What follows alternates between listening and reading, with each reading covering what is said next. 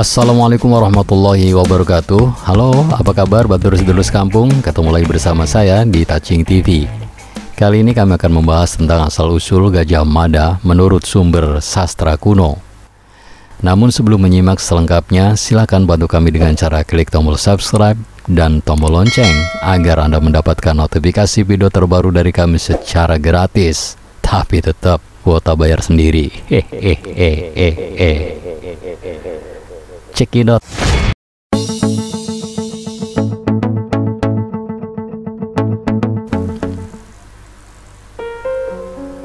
Batur sedulur sekampung, Gajah Mada bisa jadi berasal dari Lamongan, Mojolangu, Bali, Bima, Lampung, Batak, atau bahkan Kalimantan sekalipun.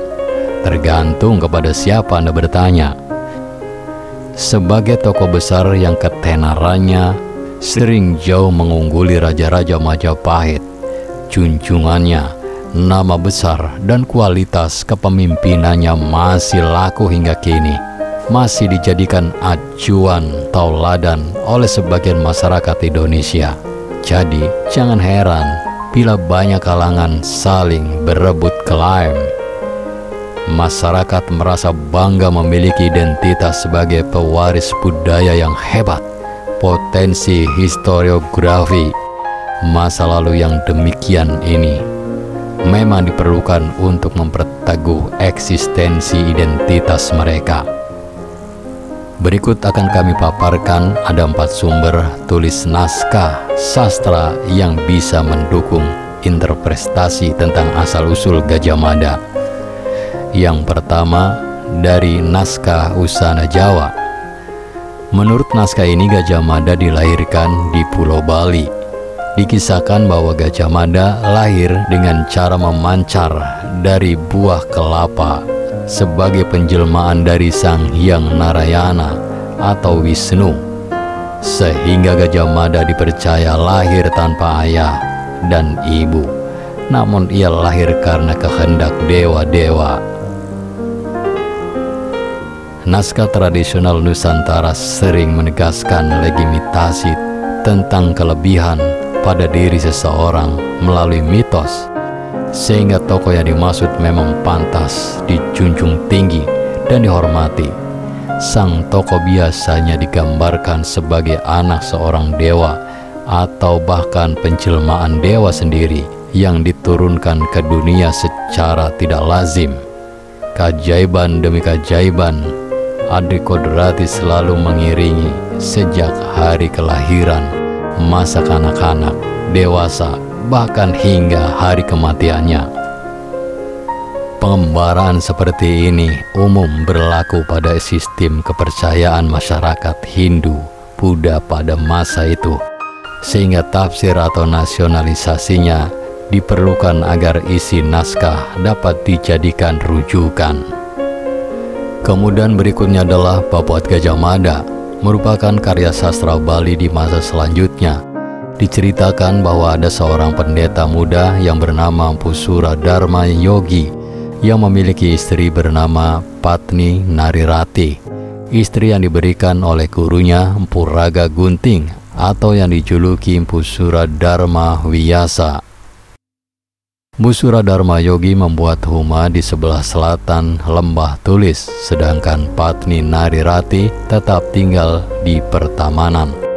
Hanya sesekali ia menengok sang suami di huma yang baru dibuat. Dewa Brahma jatuh cinta kepada Patni Narirati karena parasnya yang cantik. Hingga suatu ketika Narirati diperkosa oleh Dewa Brahma di gubuk yang sepi. Peristiwa tersebut Narirati adukan kepada sang suami, sehingga akhirnya mereka pergi mengembara selama berbulan-bulan lamanya. Ketika sang bayi yang ada dalam kandungan sudah waktunya untuk lahir, mereka tiba di desa Mada yang terletak di kaki Gunung Semeru. Kemudian lahirlah sang bayi laki-laki dengan diiringi peristiwa alam yang menandakan bahwa sang bayi kelak akan menjadi tokoh penting. Bayi laki-laki tersebut diasuh oleh kepala desa Mada sedangkan kedua orang tuanya pergi bertapa di puncak Gunung Pelambang untuk memohon keselamatan dan kejayaan bagi si bayi. Dewata mengabulkan permohonan tersebut dengan mengatakan bahwa kelak si bayi akan menjadi orang yang dikenal di seluruh Nusantara. Bertahun-tahun berlalu, Mahapati Majapahit datang ke desa Mada dan mengajak anak kepala desa bernama Mada yang sekarang beranjak remaja untuk ikut ke Majapahit dan mengabdi kepada raja. Mahapati Majapahit kemudian menikahkan Mada dengan putrinya yang bernama Ken Bebet, lalu membantu Mada untuk menggantikan kedudukannya sebagai Mahapati Amangkubumi Majapahit. Berkat Mahapati Amangkubumi Mada, Majapahit berhasil mengembangkan kekuasaannya hingga banyak raja dari luar Pulau Jawa yang tunduk kepada Raja Majapahit. Selanjutnya, Babat Arung Bondan. Kitab Jawa Pertengahan Babat Arung Bondan menawarkan penjelasan berbeda mengenai asal-usul Gajah Mada. Dalam kitab tersebut dikisahkan bahwa Gajah Mada merupakan anak dari Patih Lugender atau yang dikenal dengan nama Logender dalam cerita Damarwulan dan Menakjingga. Dalam cerita tersebut dinyatakan bahwa Logender menjadi patih Ratu Majapahit yang bernama Ratu Kenya atau Kencana Wungu. Terjemahan kitabnya adalah sebagai berikut. Telah lama sang raja memerintah, kedua orang tuanya telah meninggal, Patih Lugender di kemudian hari dan Patih Udara. Yang menggantikan kedudukannya Patih Lugender setelah mangkat putranya yang menggantikan. Gajah Mada namanya disayangi oleh raja, pekerjaannya selalu cekatan, cukup lama tidak menikah dengan manusia biasa. Istrinya makhluk halus, oleh karena itu tidak menikahi manusia. Batur sedulur sekampung, C.L.A. Brandes pernah mengatakan bahwa kisah Damarwulan dan Menakjinggo terjadi dalam masa pemerintahan Ratu Suhita di tahta Majapahit. Menakjingga yang dimaksud dalam kisah tersebut serta dengan Bre Wirabumi, penguasa Kedaton Timur yang berperang melawan Majapahit. Sehingga jika tafsiran ini diikuti, maka Gajah Mada anak dari Patih Logender baru ada setelah Majapahit melewati masa kejayaannya.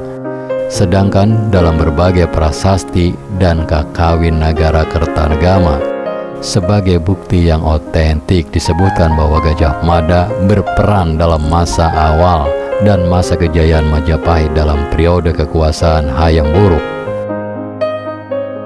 Batur sedulur sekampung, demikian sejarah asal-usul Gajah Mada menurut sumber sastra kuno. Saya yakin Anda memiliki pendapat yang berbeda. Oleh karena itu, jika ada perbedaan atau ingin melengkapi sejarah ini, silakan tulis di kolom komentar dengan bijak dan santun. Terima kasih telah menyimak video ini sampai selesai. Jangan lupa bantu kami dengan cara klik tombol subscribe, like, komen, dan share sebanyak-banyaknya. Ingat, tetap meduluran aja pada tukaran. Wassalamualaikum warahmatullahi wabarakatuh.